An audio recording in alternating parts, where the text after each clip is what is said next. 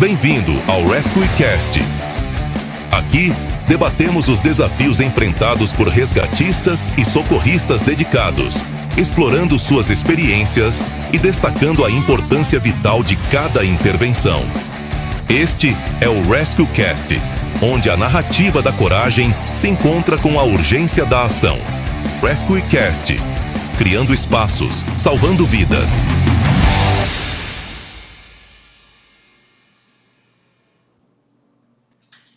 Olá, seguidores do RescueCast, criando espaços, salvando vidas. Bem-vindos ao episódio número 18 do nosso canal, em que faremos o debate sobre o Rescue Challenge número 2, cenário simulado, em que nós vamos debater um pouquinho sobre os planos e as ações que cada um dos nossos seguidores comentou no nosso canal do YouTube. Inicialmente, gostaria de dar as boas-vindas aos nobres colegas. Bem-vindo, Beto. Olá, meu amigo, tudo certo? Olá, Geller, tudo tranquilo? Mais um prazer imenso estar na presença de vocês aqui para a gente conversar e discutir sobre um importante auxiliar aí no nosso ensino-aprendizagem. Valeu, Beto. Bem-vindo, Geller. Olá, capitão. Olá, Beto. Satisfação gigante, né? Hoje nosso segundo Rescue Challenge aí.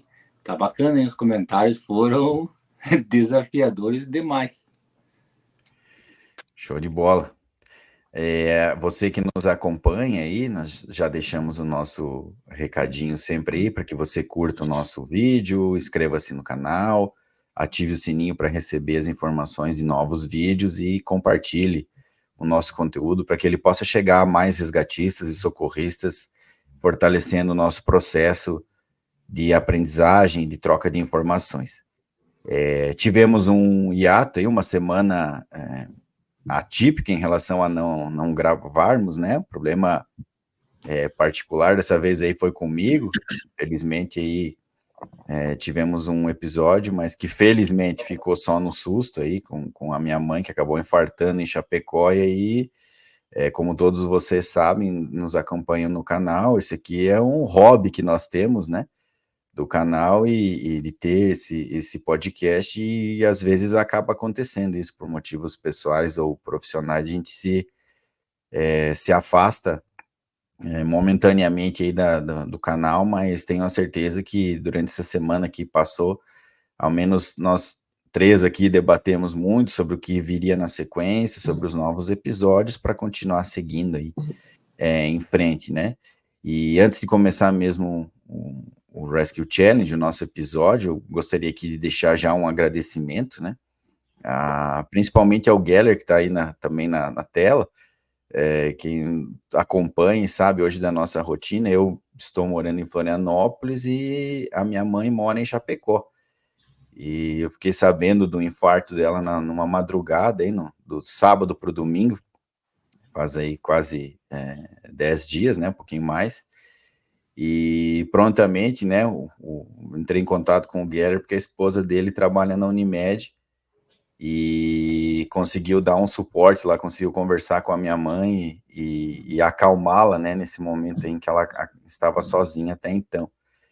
E eu acho que vem ainda mais à tona, né, da nossa dinâmica aqui do nosso canal e do Rescue Cast, em relação a essa rede, né, rede de apoio, rede de pessoas que em momentos difíceis da nossa vida, elas conseguem dar uma força, né? Então, Guilherme, queria te agradecer aí, deixar isso aqui registrado já para o mundo, agradecer o Guilherme, agradecer a Dai e agradecer principalmente a Unimed Chapecó, né?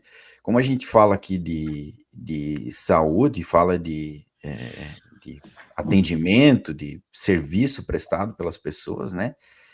Eu confesso que nesses dias em que estive em Chapecó, e principalmente dentro do hospital, eu fiquei muito feliz de ver como as pessoas da área da saúde tratam outras pessoas durante um atendimento, durante momentos de dificuldade.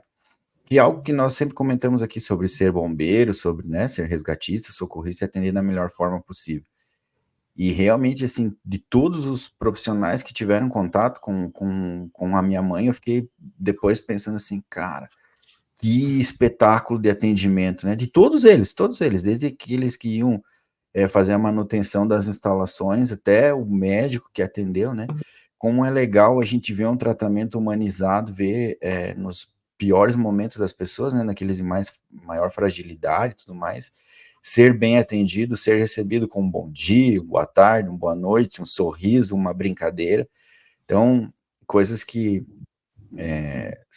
querendo ou não, fazem parte da nossa rotina aqui mesmo do canal, porque nós também somos prestadores de serviço, né? E certamente foi uma semana de bastante aprendizado. Então, queria deixar isso aqui registrado antes de nós começarmos o nosso episódio número 18. Dizer então, pessoal, para vocês aí que nós analisamos as respostas, né? Esse crivo de análise aí, eu normalmente sou o voto de Minerva, né?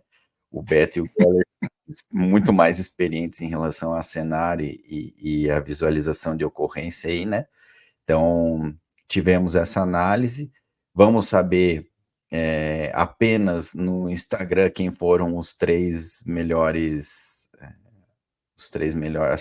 respostas, mas essa analisada aqui, ela foi a resposta que mais se aproximou daquilo que tínhamos pensado sobre o ideal para a ocorrência e o ideal para o cenário, né? É lógico que existem aspectos de interpretação, que o cenário posto ali acaba divergindo, né? Mas que através de um mecanismo que nós temos utilizado há bastante tempo, que são as miniaturas, né? O kit de resgate, nós vamos buscar elucidar as dúvidas ou explicar o que aconteceu.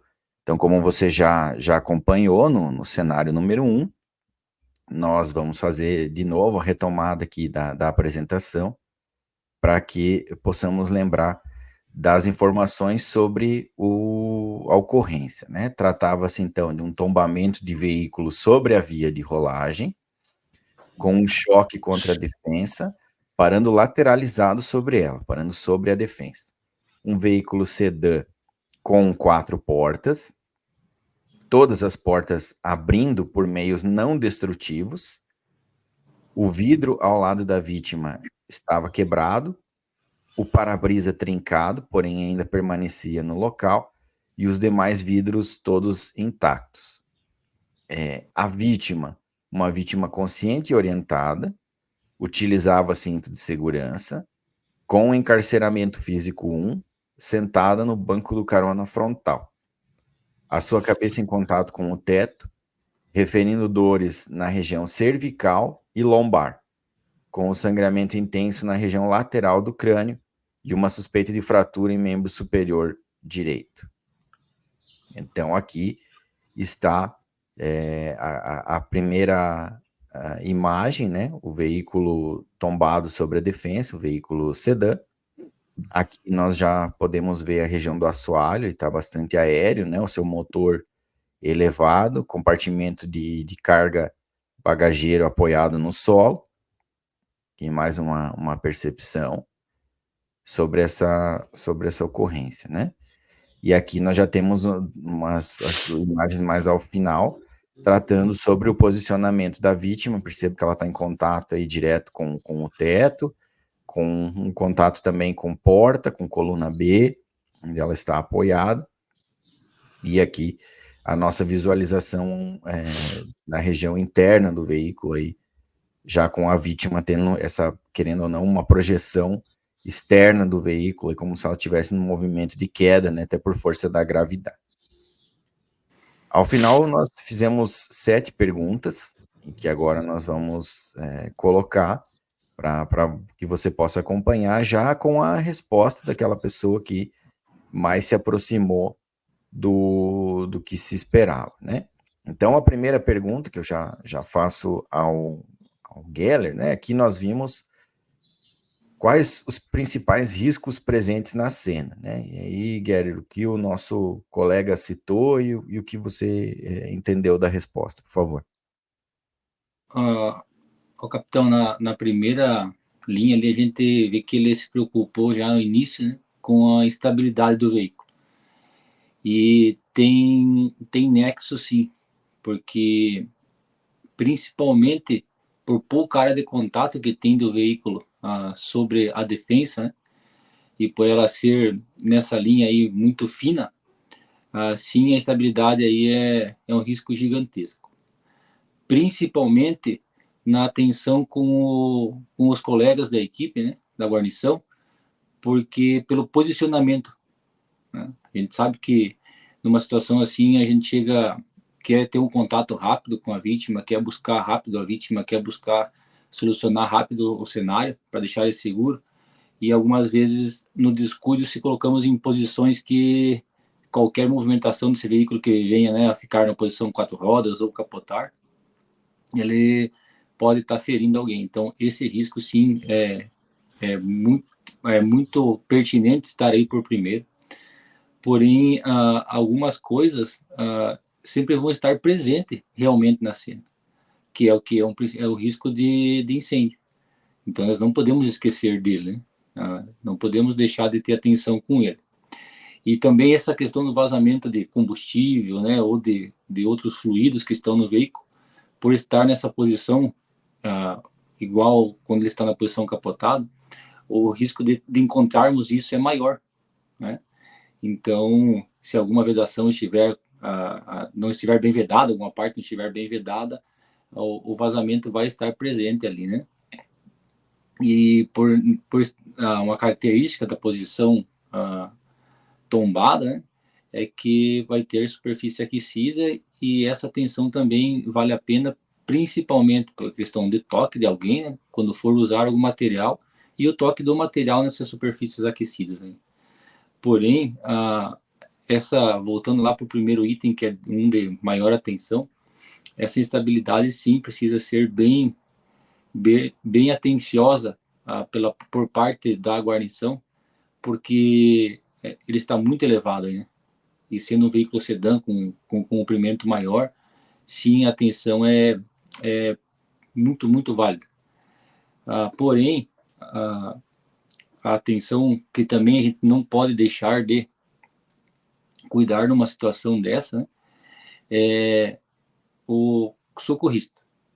Nessas horas, vale sim o comandante ficar um pouquinho mais atencioso com essa figura, por causa da posição dele, que a gente vai falar ali logo adiante, mas que em algumas situações, por ele estar fazendo 360, ele esquece momentaneamente dessa parte, né, ou não consegue visualizar. Então, a atenção maior, conversar com o colega que vai fazer a abordagem, atenção com o local que vai se posicionar, a estabilidade é preocupante, fique mais afastado. Com o passar do tempo e com a segurança sendo aumentada, você vai poder se aproximar mais. Então, essa atenção aí precisa ser bem batida pela parte do comando, chefe socorro, enfim, né? Fechou, Gary. Muito obrigado. Essa visão, né, do socorrista, o Gary já até mencionou em relação à abordagem, e um detalhe que acabou até pela predominância aí de um vidro só apenas quebrado, que é o vidro próximo da vítima, a gente não pode excluir que ele também traz um certo risco em relação a ambiente escorregadio ou até mesmo contaminação, né? Então, uma grande dúvida do pessoal sempre no carro lateralizado, no carro capotado, sobre rodas, o que eu faço com esse vidro? E eu não posso esquecer que se eu for me aproximar dessa região, ela pode trazer problemas no sentido de até que o gerenciamento seja inadequado, né? Então eu preciso colocar aqui como um risco também presente na cena, mesmo que seja pequeno, mas o vidro deveria estar aqui também como sendo um risco, né? Menor potencial lesivo ou ofensivo para a equipe, mas ele não deixa de trazer um problema aos demais, né? Na pergunta número 2, nós solicitamos para que cada participante respondesse sobre o que faria em estabilização primária e secundária. Beto, o que você vê aí E depois, na sequência, a gente apoia com imagens sobre essa estabilização primária e secundária, o que o nosso participante citou aí, por favor.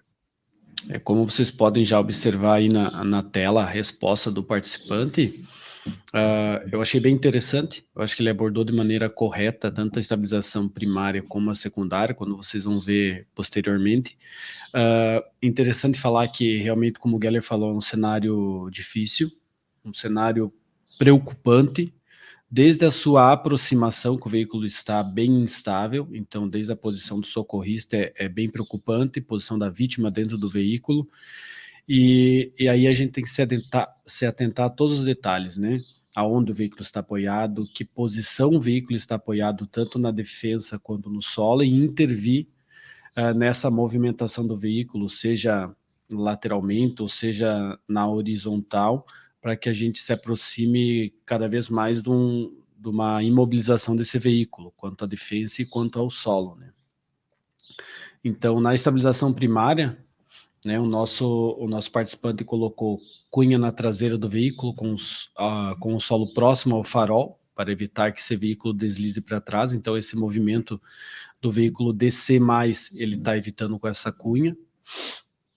Cunha entre o solo e o veículo próximo à portinhola do tanque de combustível, tá? Que na verdade seria um calço escalonado, onde você diminui a área de contato, aquele ato entre o veículo e o solo, e preenche esse espaço para que o veículo tenha total apoio com o solo, com a ajuda desse calço escalonado.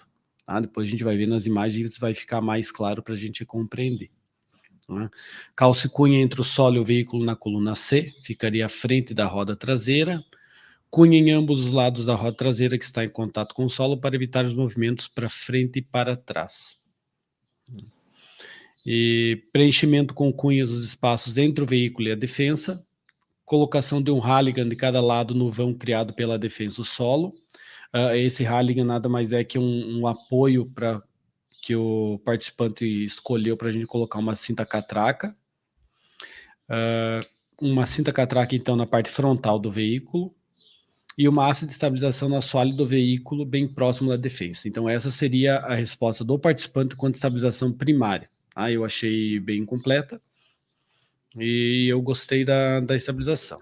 E aí, na estabilização secundária, uma haste no assoalho do veículo onde parece ser o catalisador, um pouco antes da roda traseira entre a coluna B e C.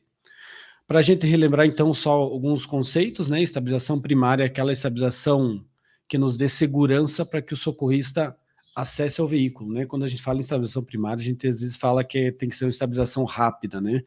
Porém, em cenários difíceis, como este é o caso, né? Às vezes a gente tem que ter um pouquinho de redundância nas nossas ações e prezar muito mais pela segurança do socorrista que vai estar próximo ao veículo.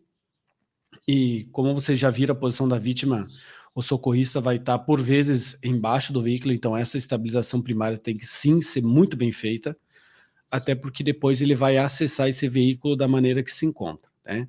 E a estabilização secundária, depois do nosso socorrista dentro, atendendo a vítima, ela seria aquela estabilização para o nosso trabalho ferramental, digamos assim, continuar e após isso a gente fazer a extração. Tá? Então, nessa imagem a gente consegue ver as cunhas que ele falou, tanto na traseira como para impedir esse movimento de descida, e o calço escalonado com a ajuda da cunha na traseira, para diminuir esse ato aí do carro com o solo e preencher esse espaço em branco, né? Nessa outra imagem também a gente já vê o apoio da fita, né, da cinta catraca. Então esse ponto que vocês conseguem ver da defesa lateral ali é onde ele estaria apoiando o nosso halligan, né, e essa parte ali seria onde estaria a nossa catraca, né.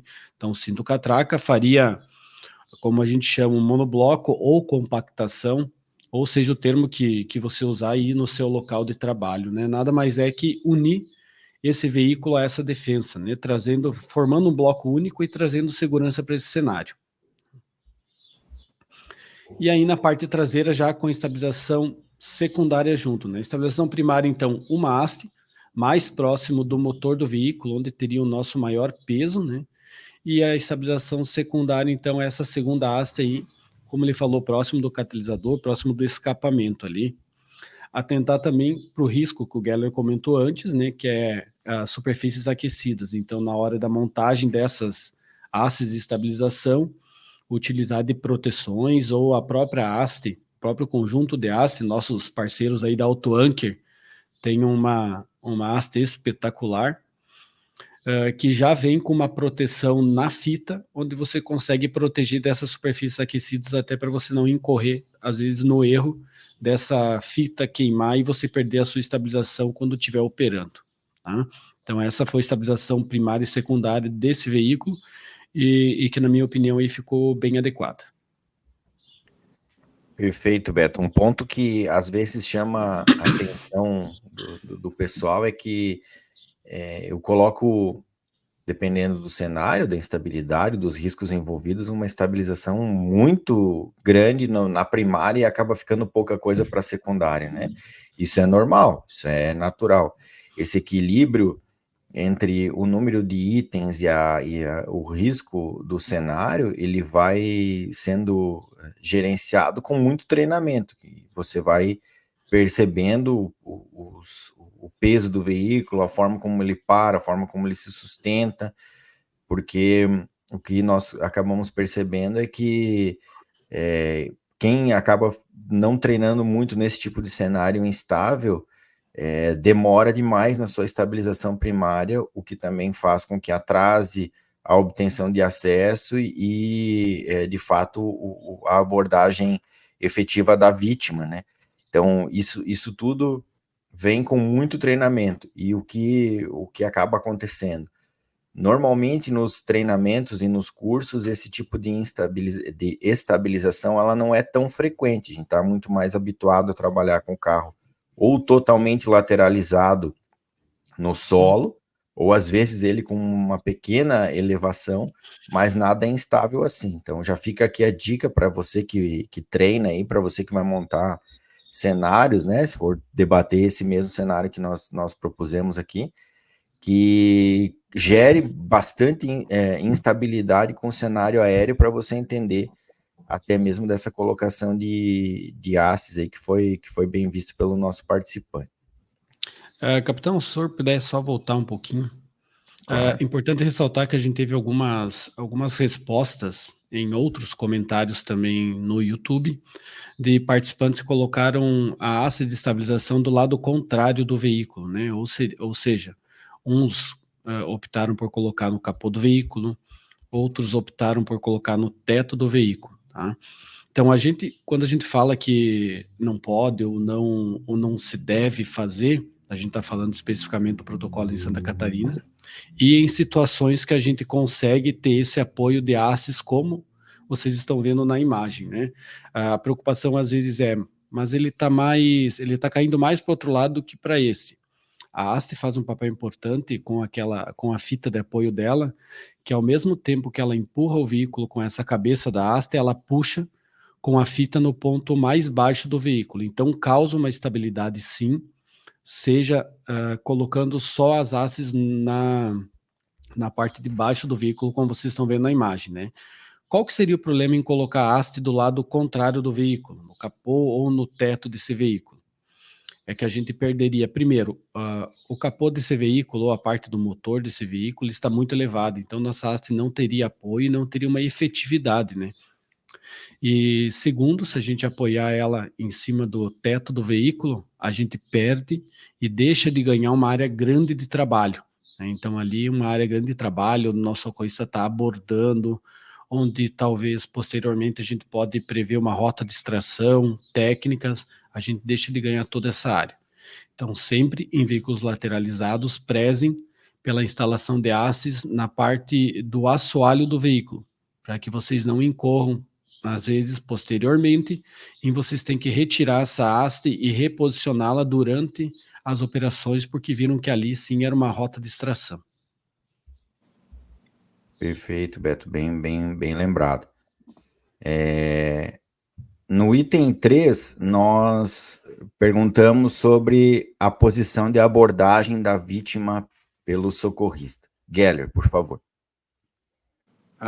para os nossos seguidores, então, como a gente já bateu bastante, o Beto, aí na parte de atenção com a estabilidade, para o início ele vai ser um pouquinho difícil essa visualização perfeita, né, de contato facial com a vítima pela posição dela e pela posição do carro, né? Então, porque eu não vou poder me posicionar ali na janela que está quebrada para conversar com a vítima, né? Então, um local seguro para essa abordagem seria próximo à defensa, né, na lateral da defensa ali. Vamos assim, uma linha de noção que eu estivesse olhando para a vítima, que ela está baseada na coluna A do veículo, né, porque eu vou conseguir ter um contato visual, não 100%, mas vou conseguir ter. Ela vai estar olhando para frente, que a gente deve buscar sempre isso, né? Quando for fazer o contato, que a vítima esteja olhando para frente, para ela não fazer movimentos laterais, buscando o socorrista ou buscando quem for abordar ela, né? E falando da questão da segurança, que qualquer movimentação eu estou, primeiro, né, próximo à defensa e que me dá uma certa segurança, e outra, pela distância, também qualquer movimentação eu consigo me afastar rápido do veículo e me boto num local um pouquinho mais seguro. Então, sim, essa abordagem precisa ser feita ali próximo à defensa, né, em frente para o para-brisa do veículo, para primeiro momento. E assim como for aumentando a segurança do cenário, na questão da estabilização e tudo mais, eu consigo ir me aproximando mais da vítima e abordando ela efetivamente aí, 100% em contato visual e manual. Muito bom, Geller. O que o Geller comenta, então, pessoal, tá aí, ó. Tá nas imagens que a gente consegue perceber aqui, do nosso kit de miniaturas, né? Facilita também aí para mostrar, né? Que o Geller fala da defesa aqui. O que a gente já falou, né? E vou repetir, é que nesses momentos aí, boa parte dos nossos colegas busca fazer essa abordagem já no início, sem estar estabilizado esse carro, ali na janela do carro. Que é essa aqui, né? Que é essa imagem aí. Que isso sim pode ser feito após a permissão do comando referente à segurança, que ele já percebeu que alguns pontos chaves da estabilização primária, ela não foi concluída ainda, mas alguns pontos chaves já foram executados. Por exemplo, né, a colocação só de calços e cunhas. Já aumentou um pouquinho mais a segurança? Sim. Então eu já posso ir me aproximando. Mas a estabilização primária não tá concluída ainda. Porém, essa conversa do socorrista com o chefe de socorro, com o comandante, é primordial. Comando, posso ir me aproximando? Chefe, posso chegar mais perto para abordar melhor a vítima? Isso tem que ser falado entre ambos. Não é com o técnico. O técnico está focado na estabilização. E o comando, nessa hora, está focado na segurança. Então, para mim sair da posição de pé e me aproximar nessa posição, eu preciso buscar o contato com o comando para dizer, ok, já está mais seguro, pode se aproximar mais. Antes disso, né, ou sem falar com ele, eu não posso sair daquela posição e me colocar nessa posição aí, né? É lógico que depois que está estabilizado é muito seguro, inclusive, né, tem alguns socorristas aí que não comentaram no nosso canal, mas a gente conversou, né? Tá, mas eu poderia ficar em pé ali na janela, atendendo melhor a vítima? Lógico, depois que o cenário está seguro, sim, mas antes não. Isso aí. E, Geller, esse é um ponto interessante também, porque às vezes o socorrista acaba sendo um elemento estressor para toda a equipe, né? Porque o que acontece? Ele tem a visão dele, ele tem a necessidade de abordagem dessa vítima, mas ele, em muitas situações, né? Não é diferente em outros tipos de ocorrência, a gente acaba tendo a nossa missão como ponta de lance e às vezes esquece um pouco o que está acontecendo no entorno, né? Essa atuação do socorrista, seja ele da nossa equipe ou até mesmo de uma outra agência, por exemplo, o SAMU, que é algo que a gente tem também em relação à abordagem à vítima, é um ponto chave no atendimento. Parece que parece que não, a gente tem ainda uma certa dificuldade para perceber sentido de movimentação das cargas dos veículos, mas é um elemento vital.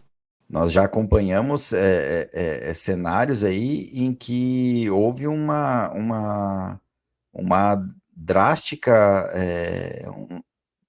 atuação assim do comandante, até empurrar o socorrista, tirar ele da região que ele estava, né? Porque de fato houve problema. E se há um problema ainda em relação à estabilização da falta de percepção do técnico sobre o sentido de movimentação, às vezes ele pode estar puxando esse carro mais ainda sobre o socorrista. Então é muito importante que nessa abordagem inicial, que ela não vai ter nenhum toque ainda na vítima, porque não foi autorizado pelo comandante nesse tipo de situação, ainda não faz diferença estar 1 metro ou mais afastado, porque se você já tiver um contato verbal e visual verbal com essa vítima, ela já vai conseguir clarear muitas coisas do cenário, né? E o capitão, o que não, né, a gente conversa, né, orienta, porque a gente aprendeu isso, né? Todas essas situações aí, elas são sanadas com conversa, com comunicação, né? Se o socorrista está indo para se posicionar num local que ele não colheu como é inseguro, porém o comandante da operação colheu que é inseguro, comandar o socorrista, preciso que se afaste um pouquinho mais porque a gente não tem segurança, né? Ou vice-versa. Antes disso, comandante, atenção com a tua segurança, fique mais afastado do veículo, quando for permitido eu vou te comunicar. Então, tudo isso é sanado com comunicação. A gente costuma dizer, né, que uma ocorrência bem atendida, enfim, seja na rua, na real, ou no próprio desafio, ela precisa ser muito comunicativa. Se falhar essa comunicação, vai falhar algum ato de segurança, pode ter certeza. Ou vai ser esquecido de fazer algo que seria mais seguro para um ou para outro. E o socorrista, normalmente esse que está abordando a vítima, não conclui um 360, porque precisa abordar a vítima. Então, ele não sabe ao entorno do cenário quais os outros fatores que causam tanta instabilidade, né? E que é risco para ele estar ali. Quem sabe, na abordagem dele, ele nem se atém a essa movimentação do veículo. Ele está tão focado em abordar a vítima que esquece. Então, por isso que esse fator comunicação, ele deve obrigatoriamente sempre, isso sim a gente pode falar, sempre estar presente, senão vai acometer alguém ao erro, né, alguma falha, seja ela muito importante ou pouco, mas são falhas. Muito bom, Geller. Um outro fator que também está relacionado à comunicação e à busca é o local de obtenção de acesso, né? Que o nosso participante colocou aqui como uma abertura da porta traseira atrás da vítima por meios não destrutivos. Então, o que a gente vê é aqui, né, na imagem, ele opta por fazer a obtenção de acesso pela porta traseira, essa porta inferior que está imediatamente após a vítima. Como nós já colocamos lá no início do cenário, a obtenção de acesso poderia acontecer em qualquer uma das portas, porque elas não estão travadas, né? Elas têm o seu acesso facilitado. E aí pode surgir uma dúvida, né? Por que não usar, então, logo a porta da vítima, já que todas elas abrem, né? E a gente já viu isso em cenário de competição, né? Às vezes o pessoal vai lá, tenta forçar a própria porta em que a vítima está, e como nós estamos falando aqui de um veículo lateralizado, um veículo tombado, naturalmente a gravidade faz com que a vítima se apoie sobre a porta, e se eu não tiver uma sustentação interna desse nosso ocupante do veículo, ele vai descer de forma descontrolada. Então, por isso que o nosso participante optou pela porta imediatamente atrás, mas, então é por isso que o nosso participante opta pela porta imediatamente após a vítima, né? Para evitar com que tenha esse movimento descontrolado e que o acesso seja efetivo. Na sequência, a gente faz a pergunta sobre planos de desencarceramento, e aí eu deixo aberto aí para consideração, Beto, o que o nosso colega aí decidiu sobre plano. Vamos lá, então aqui eu acho que foi um ponto que a gente divergiu, né? Divergiu tanto do nosso participante, como pode, eu tenho certeza que há divergência entre as equipes, né? Um cenário que nos permite várias abordagens, várias técnicas, mas como aqui a gente se baseia pela nossa opinião no final, né? E pela nossa experiência, a gente tem uma visão do que poderia ter sido feito, né? Então, ele colocou no plano emergencial uma grande janela do lado do carona, visto que a vítima já possui uma leve projeção para a parte externa. Nesse ponto, concordamos com o colega, acreditamos que uma grande janela seria o mais rápido e o mais fácil a se fazer, né? Tendo que a gente apenas gerenciar um vidro, né? E na verdade, quando o acesso do socorrista se dá pela porta, a gente vai ter que gerenciar, e se a gente conseguir baixar esse vidro, pode ser até um gerenciamento de vidro por meios não destrutivos, né? Então não é necessariamente que a gente precisa quebrar esse vidro, né? Mas então sim, concordamos com o plano emergencial dele de uma grande janela no lado do carona, né? Aí houve uma conversa, né, entre nós e entre as outras respostas, e no plano principal a gente não concorda com o nosso colega quando ele fala que o plano principal dele seria a retirada da porta traseira no lado do carona e obtenção de espaço interno.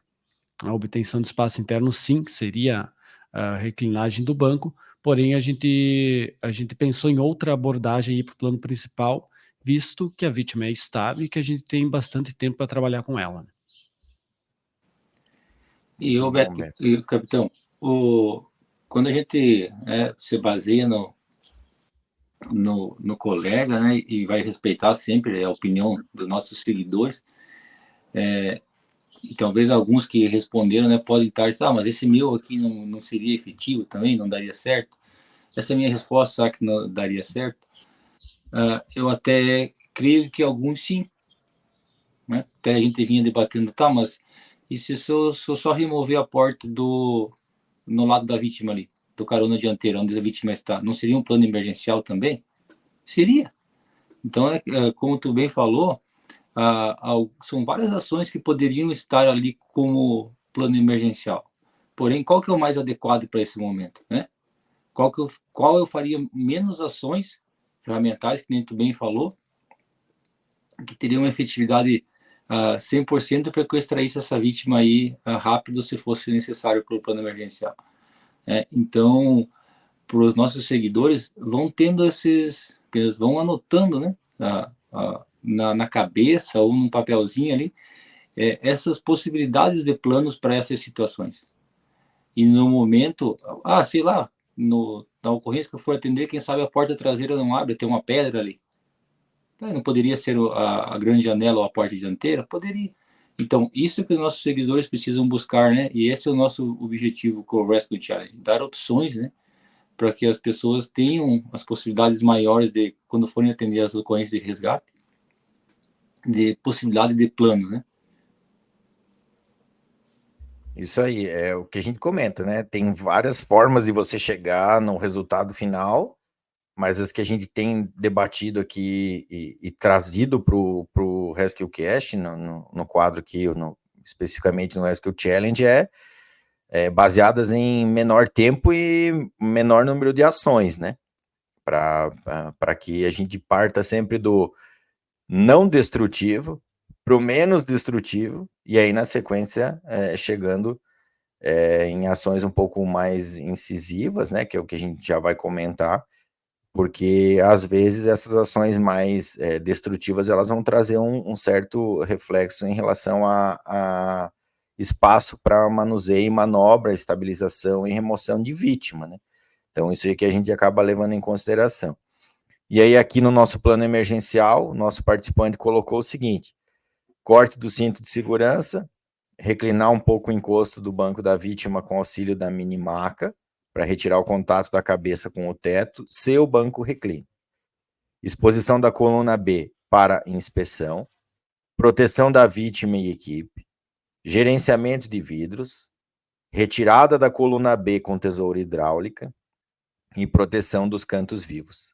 Manteria a porta dianteira do carona, pois está dando sustentação à vítima.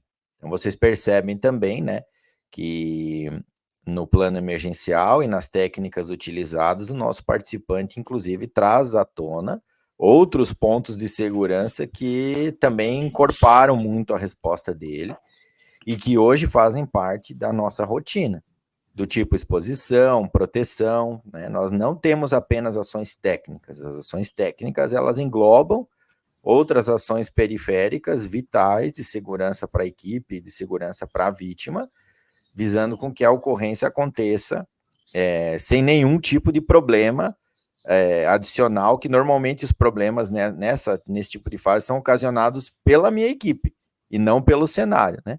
É aqui em que nós nos colocamos em segurança, né? Então foi muito boa essa resposta dele em relação ao plano emergencial.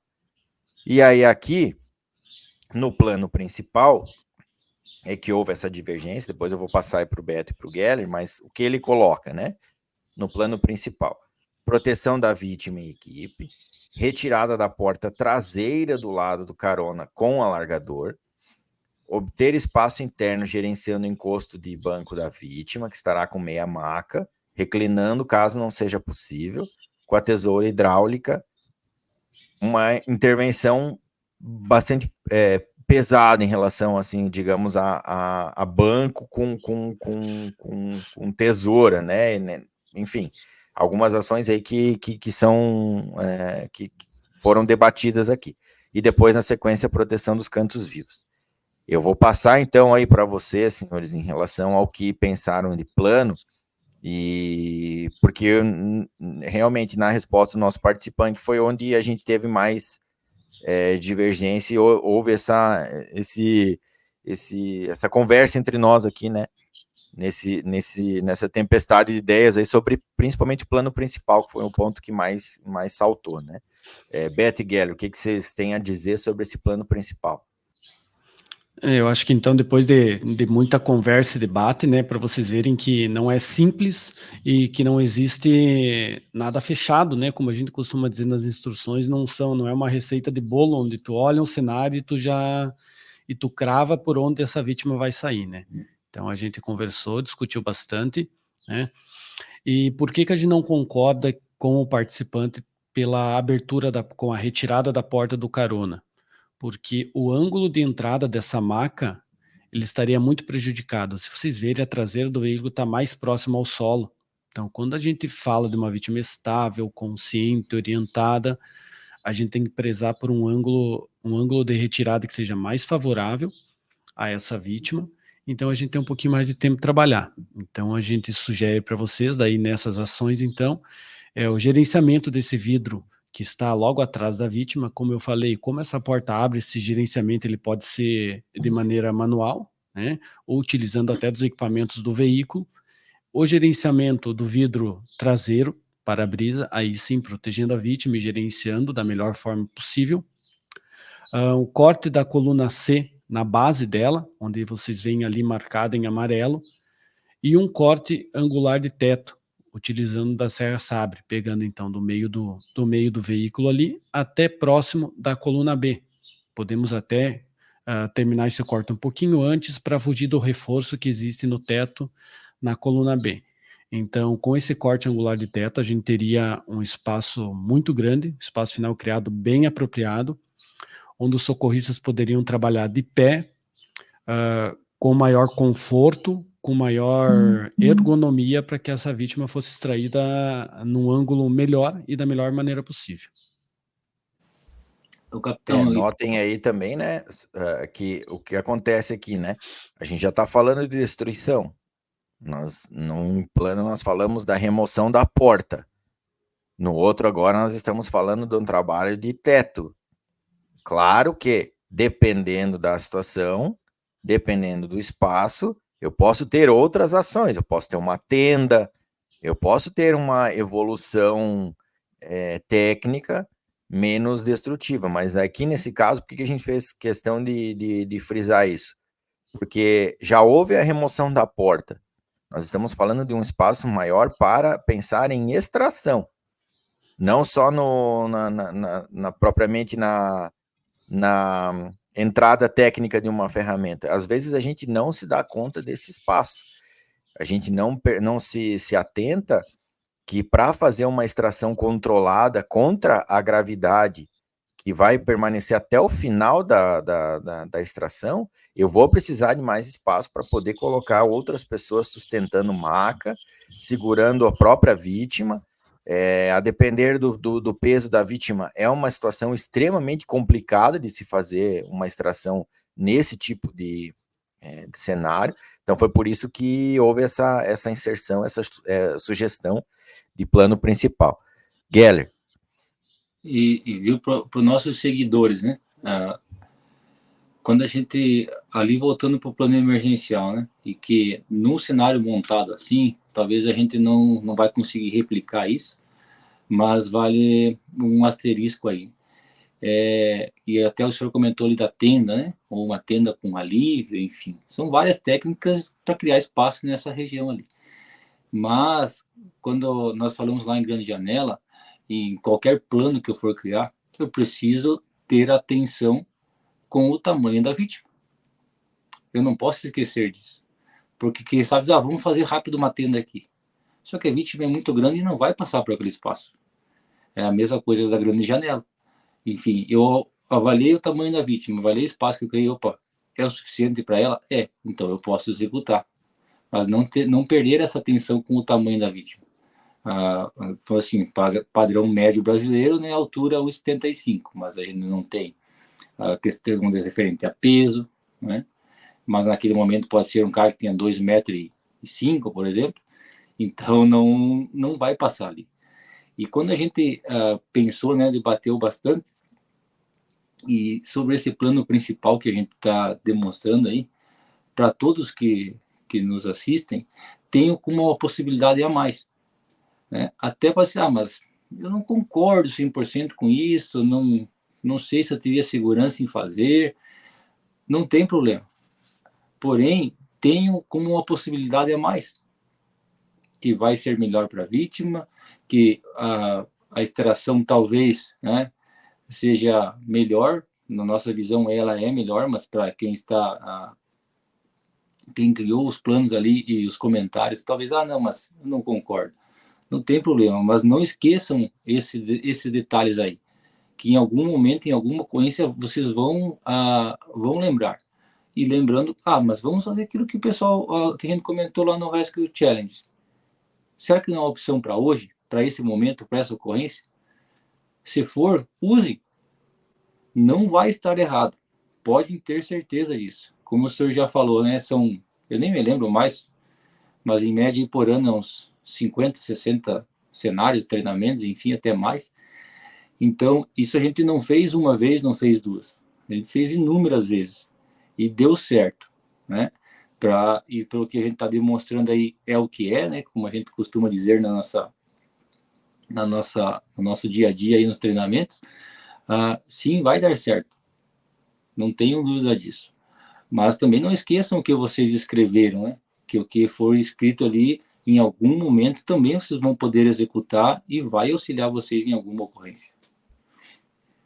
Com certeza, são percepções, né? É uma soma. Nós vamos vendo outras visões, tendo outros pontos de vista, tendo um crescimento, vendo assim, né? Porque se eu for sempre pensando em tomar só o tipo de decisão que eu tenho, que eu conheço, realmente eu vou ter menos cartas do meu baralho, né? E aí, pessoal, indo já para o fim, nós temos a última resposta do nosso participante, que fala sobre como seria realizada a extração. No plano emergencial, a vítima seria extraída pela grande janela, no ângulo de 90 graus, saindo de decúbito lateral na maca até a área de concentração de vítimas. E no plano principal, a vítima seria extraída no ângulo de 30 graus, no caso com a remoção da porta, né, que é o que tinha sido de plano aqui, sobre a maca, após um reposicionamento da vítima pela equipe médica ainda dentro do veículo, utilizando a meia maca. Como nós citamos aqui, no plano principal debatido aqui pela nossa equipe do canal, nós teríamos então uma extração em ângulo 0, pela retaguarda do veículo com a inserção da maca, né? Pontos que são muito importantes, que o Geller já mencionou, que o Alberto já mencionou também, de nós entendermos e olharmos o tamanho da vítima. E algo, né, pessoal, que é importante nós mencionarmos aqui, né, que o tamanho da vítima nem sempre é olhado pela equipe técnica, né? Nos últimos anos a gente já está com um conceito um pouquinho melhor de olhar para dentro do carro, mas até então nós éramos ligados somente à nossa missão, fazíamos, cumpríamos ela e acabou, né? Então esse ponto faz a diferença. Hoje, então, nós vimos mais um cenário, né? Notem aí, você que está nos acompanhando, já estamos com 52 minutos de debriefing, algo que numa prova de competição teríamos só 15. Então, esse também foi um dos motivos para a gente criar o Rescue Challenge, né? Poder falar um pouquinho mais, tirar um pouquinho mais de dúvida daquilo que foi colocado no cenário. E a sugestão, né? Se você é integrante de uma guarnição, de resgate e salvamento, que você possa puxar o vídeo aí com a sua equipe, com a sua guarnição, debater com eles o que faríamos se nós estivéssemos em 3 nessa emergência, se nós estivéssemos em 6 nessa emergência, com aquilo que nós temos dentro da nossa viatura, sabendo que nós temos no nosso caminhão, na nossa caminhonete, enfim, na nossa viatura, o que nós faríamos, né? Então, esse que é o principal ponto do Rescue Challenge. Estamos ainda, né, evoluindo no cenário número 2, né, com uma complexidade ainda não tão alta, mas em breve nós já vamos chegar em cenários aí já com 2 veículos, com mais vítimas para poder debater, né? Beto e Geller, agradeço aí mais uma vez pela participação, né, nesse debriefing estendido, né? Para você que nos acompanha, o dono da resposta foi o Johan Gaed, que é bombeiro militar aqui em Santa Catarina, já está pela segunda vez aí figurando no pódio, né, no Rescue Challenge número 1, ele também teve um destaque, foi a segunda melhor resposta e agora foi a primeira melhor resposta. Vai receber prêmios exclusivos aí dos nossos apoiadores, quem eu já deixo aí mais uma vez no nosso canal, que tem contribuído para que essas informações cheguem cada vez mais nos nossos profissionais. Beto, deixa a palavra aberta aí ao amigo para suas considerações finais aí sobre o nosso Rescue Challenge número 2. Mais uma vez agradecer. Eu acho que toda vez que a gente vê um cenário, por mais que a gente já tenha debatido e visto, é sempre uma forma de aprendizado, né? Eu olhando o cenário depois de ter visto essa semana, ter estudado ele, eu já tive outras ideias agora visualizando com vocês de novo e ouvindo as palavras tanto do Geller quanto do capitão. Então a gente já acaba aprendendo um pouquinho mais, tendo outras visões para a gente ver que o salvamento veicular, o resgate veicular não é fechado, né? A gente consegue aprender diariamente. Então, isso que o senhor bem colocou, utilize dessa ferramenta para que você instrua e para que você treine a sua guarnição no seu dia de serviço. É uma horinha aí que você pode estar utilizando como uma excelente forma de ensino-aprendizado, né? E aqui o debrief foi bem estendido, mas nada diferente do que eu já venho vivido quando o Geller está avaliando enquanto comandante, né? A gente tem que cronometrar e mandar o bicho parar de falar, porque senão... Tá bom. Então, muito obrigado aí, meus amigos. Foi mais uma vez um prazer imenso. Valeu, Beto, obrigado. Eu e a galera que tem a agradecer. Geller? Mas, na verdade, nada mais é do que a ânsia de poder fazer com que os outros aprendam também. Então, por isso que... E também tem a relação com a paixão que a gente está fazendo, né? Por isso que a gente gosta de sentar, conversar sobre o veicular, sobre essas opções aí. Mas sobre o Rescue Challenge 2, não esqueçam o que vocês comentaram lá, porque em algum momento vocês vão utilizar, em algum cenário vocês vão utilizar. E que, Capitão, ali que o senhor falou no início, e para os nossos seguidores, Beto, né, enfim, nós, nesse mundo, a gente é o que a gente faz para as nossas ações. E nada melhor que a gente ter amigo. A gente cultivar as amizades, que aonde a gente for, aonde a gente precisar de algum deles nesses momentos, a gente vai estar sendo ajudado. Então, nada melhor do que isso. E não pela situação, mas lógico que a gente não quer que nenhum familiar, nenhum amigo fique doente, passe por alguma enfermidade. Mas eu fico feliz em poder ajudar um amigo, seja no momento bom, seja no momento ruim.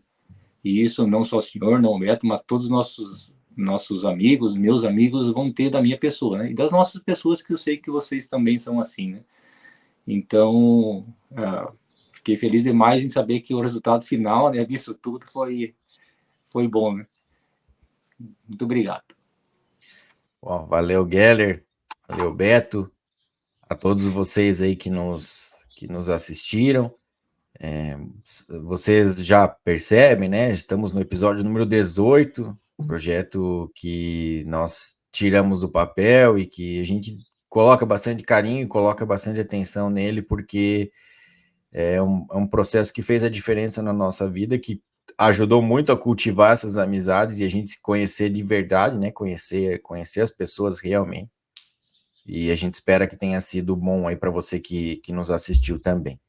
Em breve nós lançaremos o próximo Rescue Challenge, o número 3, um pouquinho mais complexo agora em relação a técnicas, né?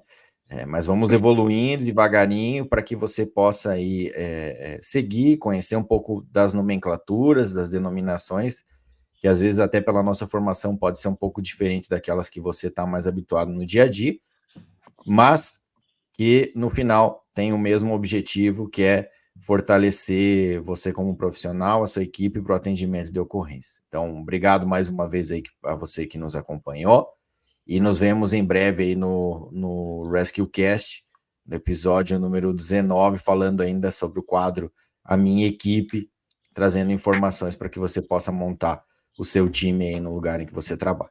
Obrigado aí pela atenção e até breve. Você acompanhou a mais um episódio do Rescue Cast. Curta e compartilhe nosso canal, porque o conhecimento salva vidas. Até breve!